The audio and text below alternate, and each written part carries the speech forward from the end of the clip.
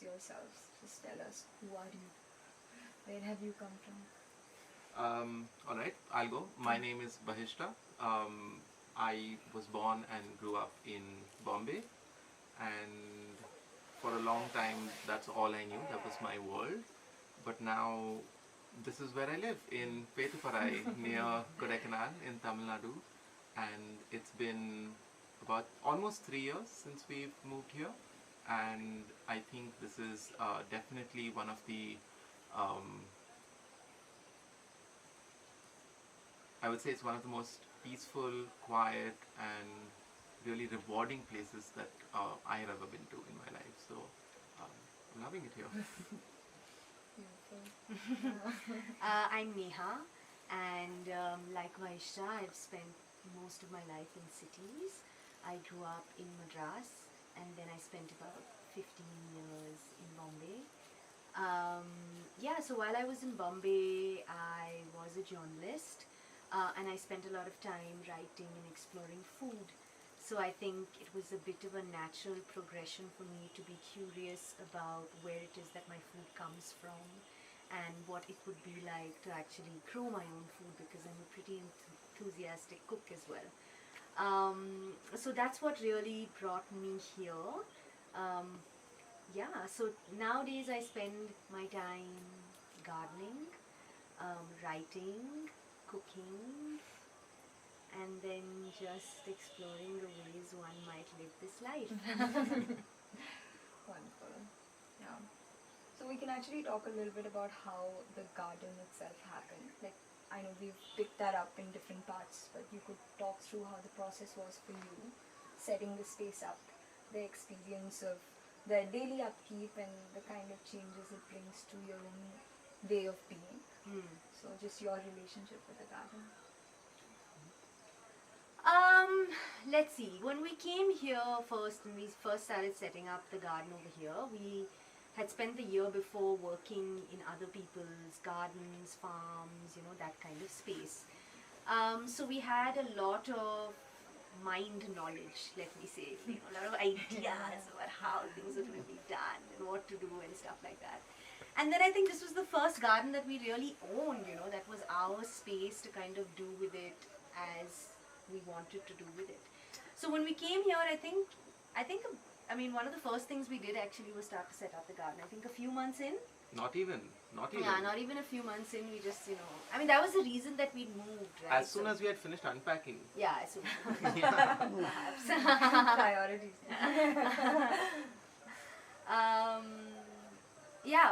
What were we talking about? The garden and how we set it up.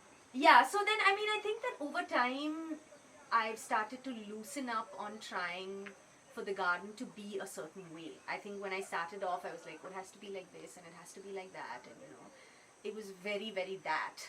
And I think Vahishta and me fought like cats and dogs, because his perception of how the garden should be was different from my perception of what the garden should be. And the takeaway here is that we were focusing so much on the should that we were not really, being present to what was actually happening around us.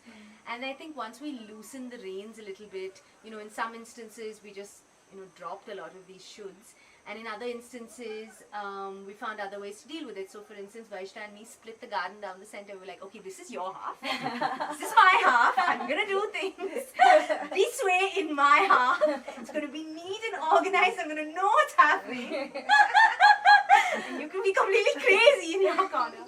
And what's nice is that now I think after a few years of gardening together, we found an in-between that incorporates, both of these things. And occasionally we'll swing to one end of the spectrum and occasionally we'll spring to the other. But I think I've, it's taught me to loosen up and just enjoy the process rather than just be so hung up on where it's going to go. Yeah, definitely. I think,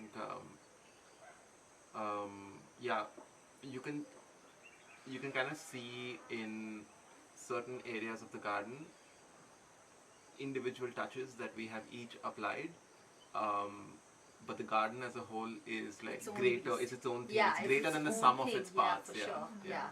So and I think it benefits from the fact that there is also diversity of like people working on it. So it needs that that multitude of thoughts coming in. My understanding of gardening has changed from a producer to a facilitator. I think my role is very facilitative now. Just create the spaces and let it do its thing kind of Yeah. situation. Yeah. So, Yeah, foster the right environment. Essentially, that's our role. Yeah. Not nothing beyond that. yeah. Right. Yeah. Oh, that's beautiful. Yeah. It's also a way of just holding the space as things happen. So you get to witness a lot, observe and learn from a lot of things. Yeah. Yeah, that's very beautiful. Yeah. So how have you seen this reflect in your own relationship with each other? You're also partners in so many ways. So Yeah, I mean, this is probably the longest that I've ever spent working, living, and just being with another person 24/7, and that certainly is a constant period of adjustment. Every time you change, the other person changes. Every time they change, you change. It's just constantly bringing home the fact that um, that you have there's no point at which this process finishes. It is an eternal ongoing process, and the sooner you kind of make your peace with that and find your rhythm within that, it things start to become more fun then, and you recognize that because you've also had that period of adjustment that you've gone through before, right? So both things kind of feed off and reinforce each other, and yeah, I think it's a pretty special experience to go through. It is it's full of its own like peaks and troughs, and that is beautiful in itself. Yeah. Yeah, I mean, I think that everybody's relationship with everybody else is unique. I mean, always. But I think that having the space to realize that while you're experiencing that, that's pretty special. Yeah, You for know, sure. it's like just being aware of it while it's happening. That really makes it feel like, like if we're just having a conversation and then I'm like, nobody ever in this world is going to replicate this moment that we're having right now. And it's suddenly like, whoa, HD. When we were in Bombay and we both had full-time jobs and stuff like that, we saw each other for a few hours every day, realistically waking hours.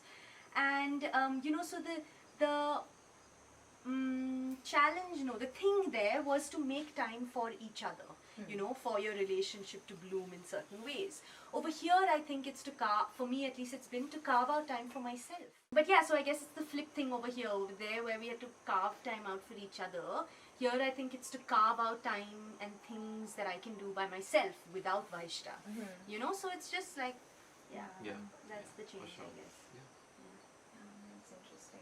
Yeah. And with other people, like, do you see any difference in how you interact with other relationships? Sure. I mean, in some ways, I think that let's say though I met my friends when I was in Bombay, there was a group of us that would meet frequently, and I'd met them very frequently over there. But I actually think that I have a greater understanding of what's happening in their lives right now.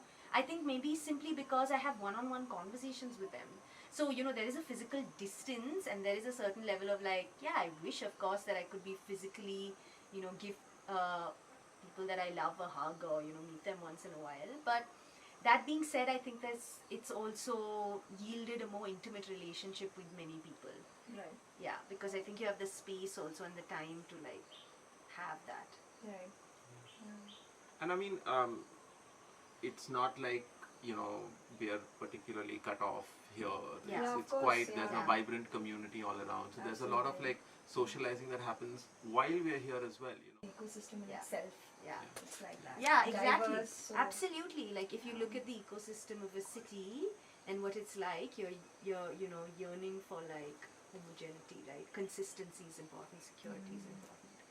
Here it's like anything can happen, but anything can happen.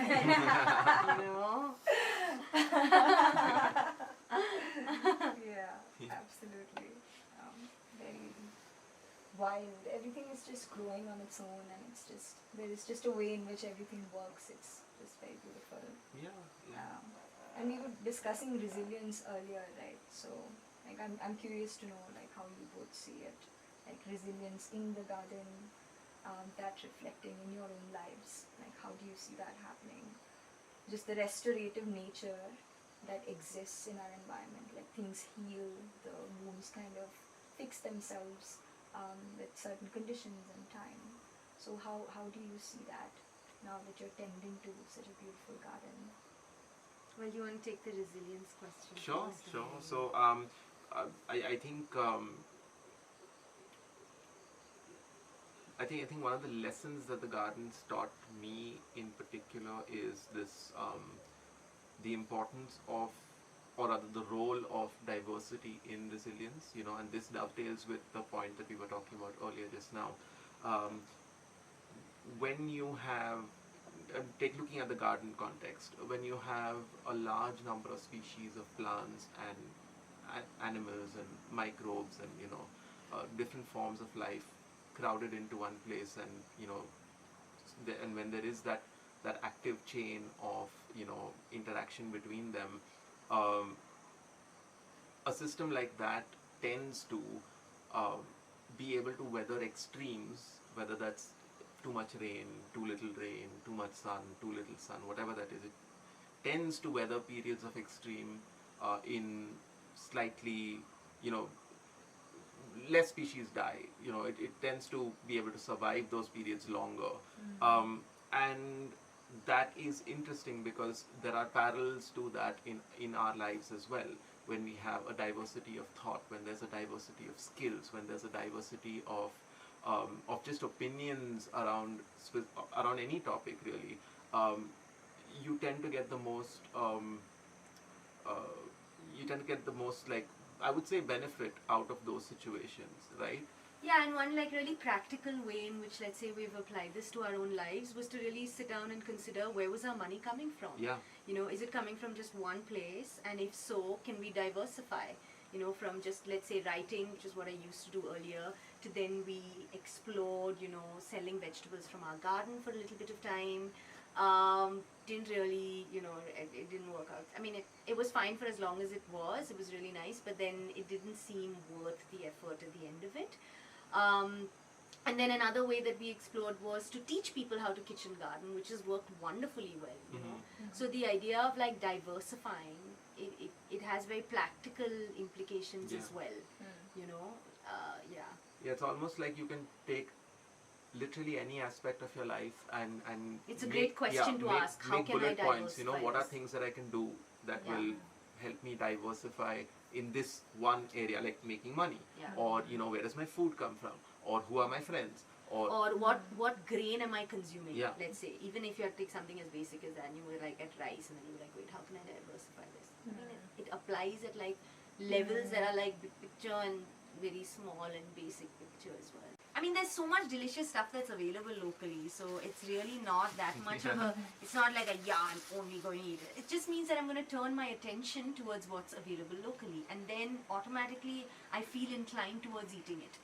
You know, it's not like a punitive thing. It's not like I'm like, oh, I have to eat locally because it's good for the planet and because this and because that. No, I mean, I think that we lead the lifestyle that we lead because it's just the most joyful way of living. Just like, let me put it this way. Even if this lifestyle that we had was like not like necessarily, it wasn't like, didn't have any impact on the planet, like, okay, it was neutral. even if it was neutral, we would still be doing it because it's that much fun. Oh yeah, I mean it's not, it's different things at different points in time, but it's so engaging. You're constantly engaged by it, and you know, and to be engaged by the garden is to be engaged with life basically. So We have a guest appearance.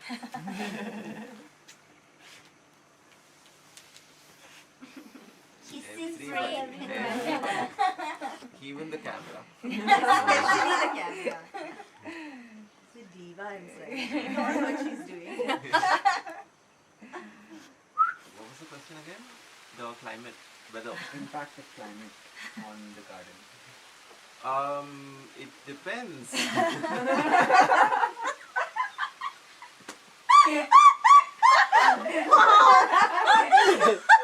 Very nice performance. I mean, look, the climate, right? right? The prevailing weather in a place always is the limiting factor to what you can grow. Um, we have a very wide range because we are at a place which is kind of bordering temperate and subtropical. So we can grow a lot of things that would grow in temperate climates like broccoli, kale, um, lavender, many kinds of herbs and plants that need that cool, dry kind of climate. Um, but also we grow moringa, we grow taro, we grow banana, which are things that are typically seen in slightly hotter, wetter kind of climates. So where we are unique to this altitude, this particular crease of the valley in which we are situated, um, helps us more rather than hinders us. But anywhere that you look, really, there will be bounding boxes, right? You can't grow. I mean, you can't grow certain things over here. You can't grow coconuts over here. It's difficult to grow coconuts. You might get a tree, you may not get a coconut itself.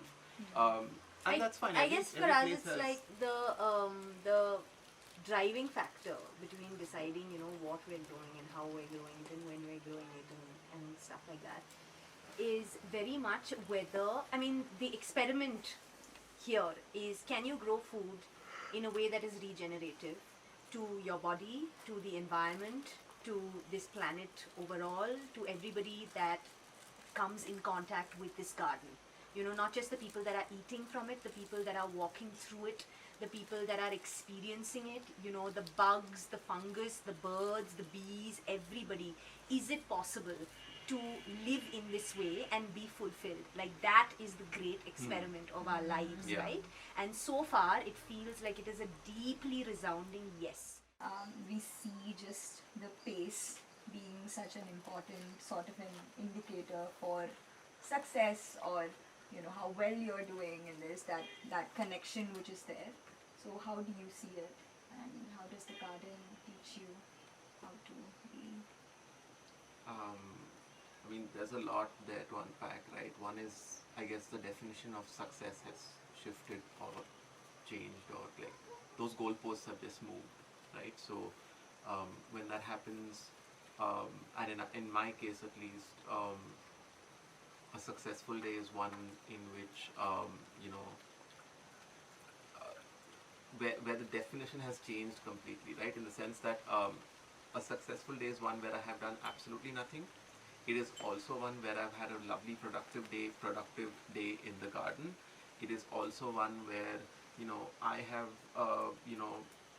had a feeling of contentment through the day. Just that alone, irrespective of what I've done, what I've not done, whatever during the day, if I've had that, that could also be a successful day. All of these, so that definition of success has kind of like broadened out to an extent where it's almost now meaningless to say what does success mean.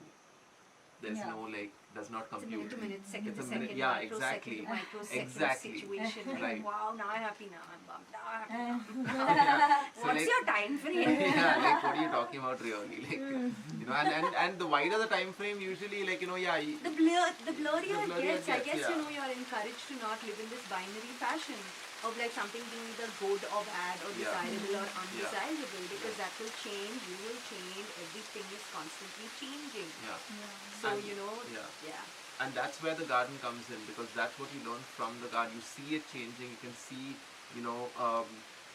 the caterpillar that's eating your leaves, which was bad, now has become a butterfly that's pollinating your fruit, which is good. So Yeah. where is the bad and where is the good? Yeah. How do you Yeah. like apply any kind of value judgment to that Yeah, relationship? or you the know? cow that came and ate our Yeah. plants, but like dozens of times she's come, every time she gives us poop, every time we take that poop and we put it in our compost and we get compost. So then once she came and ate everything, I mean, It's What are almost the like scales? she only fed it, she Yeah. only ate it. she just came for her fair share. Yeah, this is like, Maybe. once a year I'll come, the rest of the year I'll give you poop.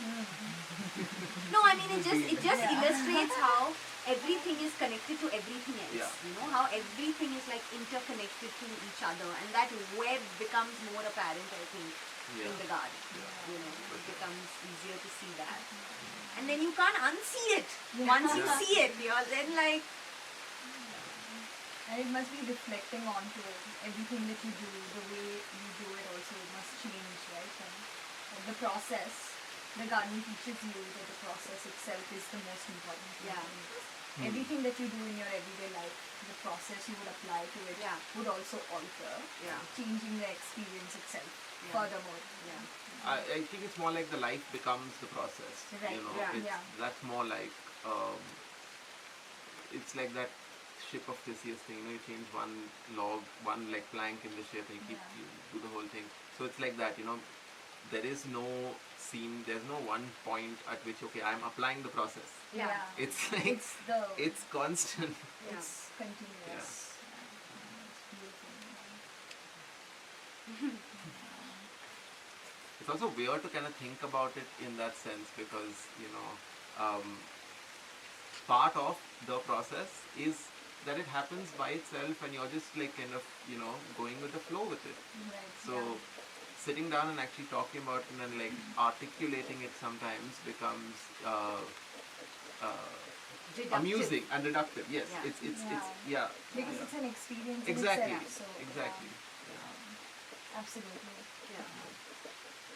Yeah, to try to compare this tomato to last time's tomato is totally Yeah. wasteful. You are not the same. The wasteful. tomato is not the same. Nothing is the same. Yeah. Just enjoy the tomato, man. When it's ready, stop everything, enjoy the crap out of it. Then plant some seeds and that's it. Yeah. It's a skill, so I find Ah, that I have yeah. to teach myself how to rest. Yeah. Like even if I have the space to, like what does that mean? Let's say to me, you can be restfully cooking, you can be restfully reading, you can be restfully having a bath, you can be restfully gardening, or you can be doing all of these things but just not restfully. So it's really kind of like I don't want to sound corny as all hell, but like a way of life. Like, it's like from the minute you wake up. It doesn't necessarily mean to me just having the time and the space to do nothing. Though that is also challenging in its own ways. Yeah. Because, when, let's say if I were just to sit down, some time ago I started this practice in the morning as part of my morning like meditation practice. I would just spend as little as like just 10 minutes, 10 minutes just doing nothing. Which means I'm not sitting in a formal meditation thing. I'm not like, I'm not doing anything. I'm literally just sitting here. And I felt initially such a great resistance, like the minute I come out first, I see this mountain, I'm like, wow. And then within 3 seconds, it's like all that expansion starts to become very small. And then like you get niggling thoughts. And there's like an innate, at least with myself, I realized this, maybe it's not discomfort, it's unfamiliar. That's what I realized. I just haven't done it. So automatically it's like unfamiliar territory, and somewhere inside I might even be a little scared of it, but like once you dig in there, then you realize like how much more detail or how much more beauty there is to be grasped.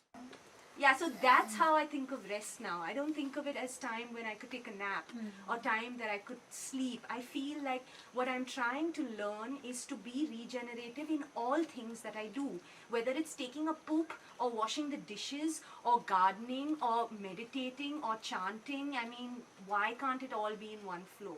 Yeah. Absolutely. Yeah. And it comes with a lot of clarity and just alignment also.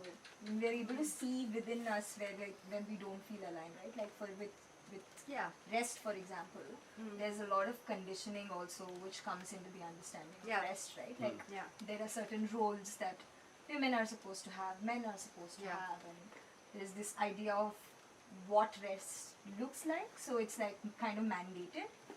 So this exploration itself would show us like where we are stuck within ourselves. Yeah. To be able to kind absolutely. of release Absolutely. Yeah, for different sure. pockets. Yeah. of Yes. I pressure. mean, suddenly I feel like, let's say, a flutter of anxiety or, these don't become stressors, they become a compass.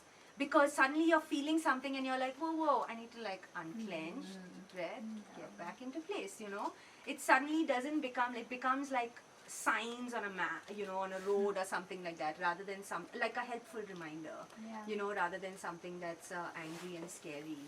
Or it doesn't have to be all the time. Yeah. One of the things is that I think that because of the way in which we are growing food, okay, which is in this more somewhere between wild and cultured kind of situation. Um, Consistency does not exist. Like, it is just a non-thing. Every time I grow tomatoes, it is a different experience. Every tomato tastes different, and every time the plant gives me a different amount of, it's just in, no matter how close you go, it's just like different. And I think that really helped me like deprogram this whole idea of it. I realized the futility of planning everything down to the T. It's like, and then when you zoom out and think about it, you're like, actually that applies to everything. It's not just the garden, right? No two experiences are alike. So then why am I spending so long trying to plan and like tailor make this experience? Whereas what this kind of gardening really teaches us is that, what you need to be is just aware and open and responding to feedback. So when you're gardening in this way, you're being trained to do that, to drop your preconceived notions, forget about it, come here, be aware, be open, respond to feedback. And that's such a valuable life skill to be practicing, and that's something that I think we have the privilege of doing also, because we don't have to sell our produce for food. We have other sources of income, which is why we can afford to pontificate in this way, for the lack of a better way of saying it. But that being said, it's still a valuable lesson.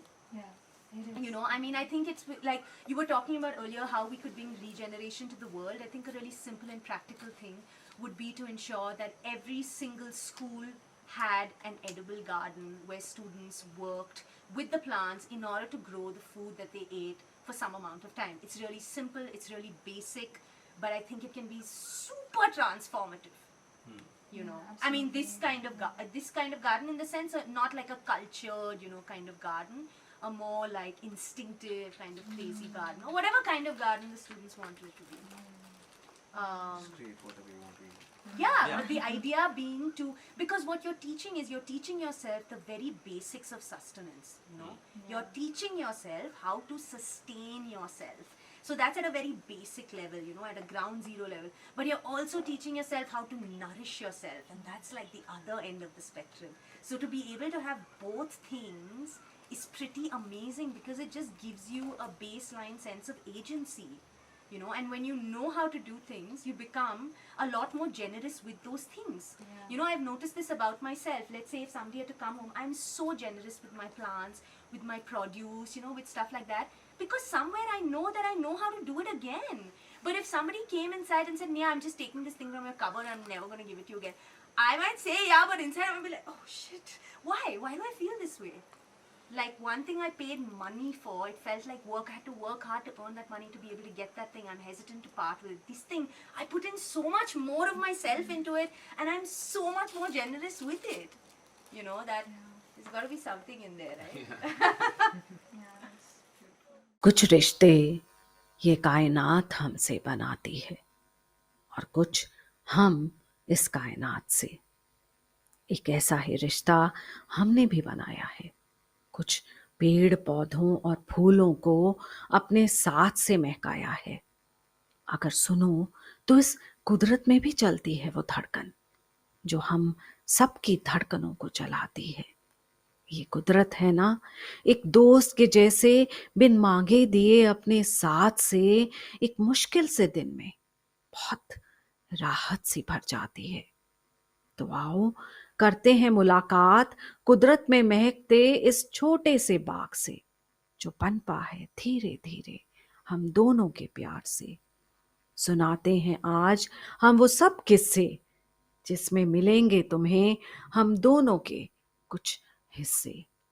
हुआ ये सब शुरू कुछ बरस पहले जब इस दौड़ती भागती जिंदगी से परे अपनी धरती से जुड़ने के कुछ सपने लिए हम दोनों ने इस मिट्टी में एक घर बनाया, उसमें एक छोटा सा बाग लगाया, कुछ बीज इसमें अपने प्यार के डाले, फिर कुदरत ने भी इसमें अपना कुछ रंग मिलाया और इस बाग का सपना हकीकत में मुस्कुराया। इस बाग में है वो पेड़ जो थामे है एक चिड़िया का घोंसला, चहचहाने से जिसके है ये बाग रहा यूं खिलखिला। या फिर देखो उस चुलबुली तितली गिलहरी की हरकतें, या वो छोटी सी बुलबुल जो यहाँ लेती है कुछ करवटें, या एक पपीहा जो है अपनी ही धुन में कुछ गा रहा, या एक पौधा जो खत्म हो इसी मिट्टी में है समा रहा। इस बाग में देखो कैसे पूरा एक जीवन चक्र है मुस्कुरा रहा। हम दोनों अक्सर इन पौधों के पास बैठ सोचते हैं कि कौन किसको सींचता है। क्या हम दोनों हैं जो इस बाग को सींचते, या फिर ये बाग है हम दोनों को सींच रहा, और हम इस कायनात के एक छोटे से बिंदु में एक और बिंदु की तरह सिमटे एक दूजे में हैं अपने सांसों को भर रहे। बिना पलकें झपके हम कायनात के इन सुंदर रंगों को देखते हैं और इस सब के लिए उस रब का शुक्रिया अदा करते हैं। यकीनन कुछ रिश्ते ये कायनात हमसे बनाती है और कुछ हम इस कायनात से।